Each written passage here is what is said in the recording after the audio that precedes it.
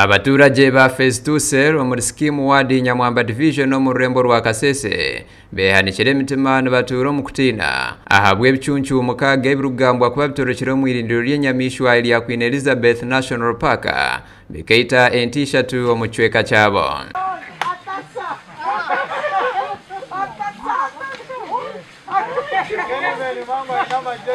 Rusanganwa omwe abarukubaho ahabwe by'ubuhingi no burisa nashaba government ngu erahusyeho entebe kanisa eyo kubakeita no kubariherera ahabwo kuba enteze nicyo cyo bwiga cyonka ecyabera ine kinanisha aba government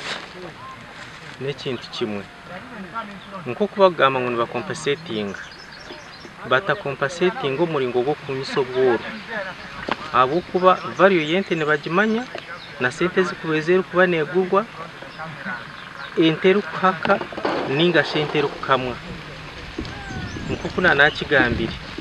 ente yazare tino yakamwa amatemake average ikakamwa lita 5 mukasheshi omwabazi no byakamwisha tunizwa zabarita 8 omwanyo ogwo gutayayirwe polisi n'ekitongole ekyebyo bibire kya Uganda Wildlife Authority okuswijuma ebishishikaire okurugera arbamwe abaturage ababeire bari aha mafamu gabo abu okurumbo kubeireho abagambaho na Tayari West bashobora ngo babeire batari kubasa kugira icyo bakora kujuna amatungo gabo wanyuma yo kuringuririza omuderisa bakareba ngo ecyagarumba nebichuncho ashanga entishatu zifire nashangaho n'aba ubabona abaruho timu nkiyeruho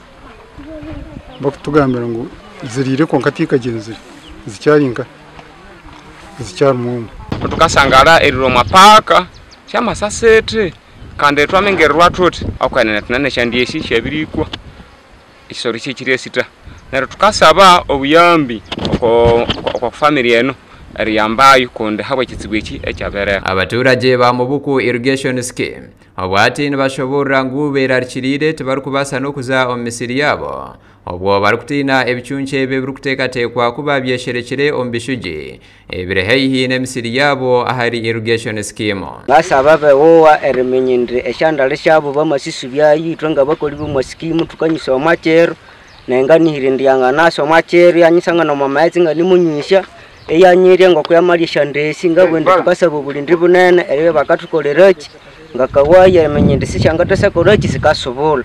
nese ntuli mu buliye bunene ebe tukalirikana na shandesho mwenzi wetu ebe twamabese ferwa amukugambaho na Hanji Bashir omugambirizi w'ekitongole kya Uganda Wildlife Authority yahamiza abantu babutosha ngu akatima akababanda rumunda abo kuba bariyo nibakora obunagatutu okugarura ebichunche ebi omyanya yabyo ebitwire nibiremesa abantu babutosha okora emirimo yabo bikaita n'enyamishwa zabo yagaruka yashobora ngu bakama bente ezisirwe ebichunche ebi nabo nibeija okurehererwa. Pride of 6 lions attacked and killed 3 cows in Chondo village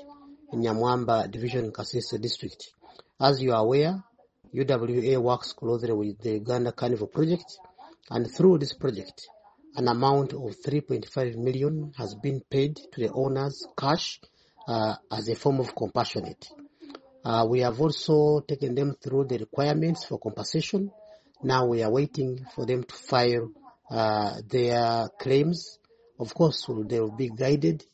on how to go around the documentation. The good thing is that our team has also been on the ground, so the rest is really processing the compensation for them. Gasha kwa Muhindo Gerald ahabwa Tayari West omuri Kasese.